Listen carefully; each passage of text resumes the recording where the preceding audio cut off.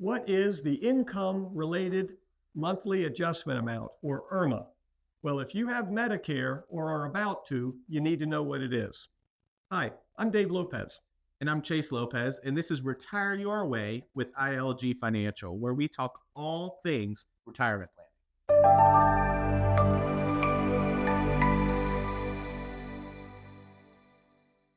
All right, so before we jump in, Dave, just want to let everyone know, go ahead and hit the like and subscribe button down below so you can get alerted for all of our future videos.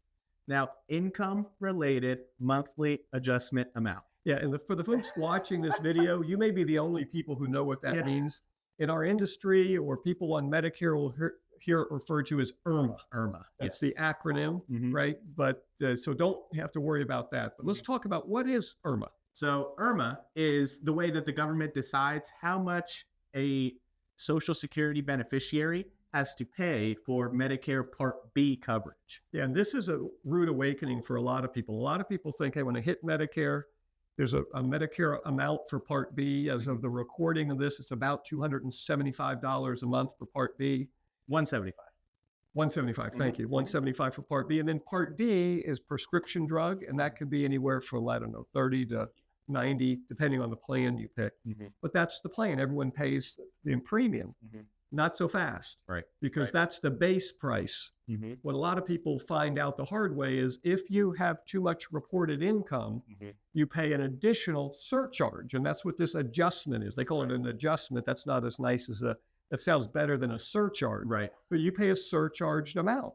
So we're going to talk about is, how do they calculate IRMAA? Let's just go through a bunch of questions today. So what IRMAA is. Yeah, yeah, absolutely. So the way that they determine what that, to use Dave's term, surcharge will be, it's based on your modified adjusted gross income from the tax return from 2 years prior. They call it a 2-year look back. So they look at your income from 2 years ago and they say, hey, if it's above a certain threshold, then you will actually have to pay more for that Medicare Part B coverage that we talked about. And it's progressive, it's tiered, right? So the more you make, the more that surcharge potentially could be. You know, here's what's tricky about that.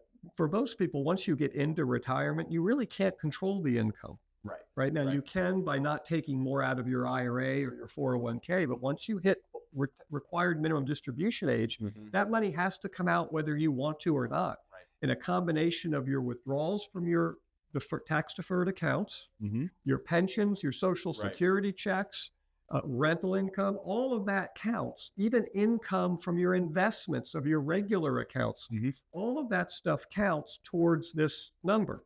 And if it's over a certain amount, you pay a surcharge. Exactly. And I think what you were kind of alluding to there was the time to have these discussions is not when you hit 65 and when you're about to turn Medicare on, right? Or start to get Medicare. The time to have these discussions is prior to, so you're not stuck with paying some, ungodly amount for Medicare Part B. That's exactly right. So some folks, if you're already on Medicare, you have Medicare, or some folks may say, oh, I have the separate Medicare Advantage plan, which that's a whole nother video of the differences.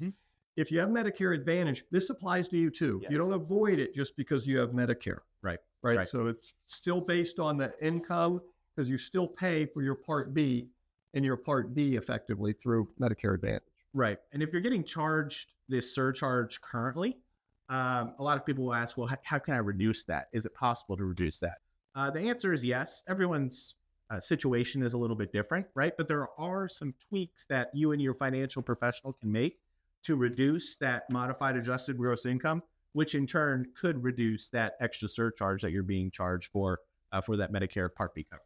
Yeah, so I would say if there's a takeaway to this, to kind of keep it short, because we could talk about it for an hour, as I know you don't want to hear us do that. So we want to keep it short. Just understand that the trick to avoiding IRMAA or minimizing the impact of IRMAA on your life over a 20 or 30-year retirement is to get with your financial professional before you're stuck taking required minimum distributions. There's strategies we employ every day that you can employ to try to position yourself so your taxable income is low enough by the time you hit 65 so that you can avoid IRMAA, not just 1 year, but maybe for each year over a 30-year retirement. But you're going to have to get with a financial professional, walk you through, look at the thresholds. There's a lot of moving pieces here. Don't skip this piece. It'll cost you a fortune if you miss it. Absolutely. Thanks for joining us, and we'll talk to you next time.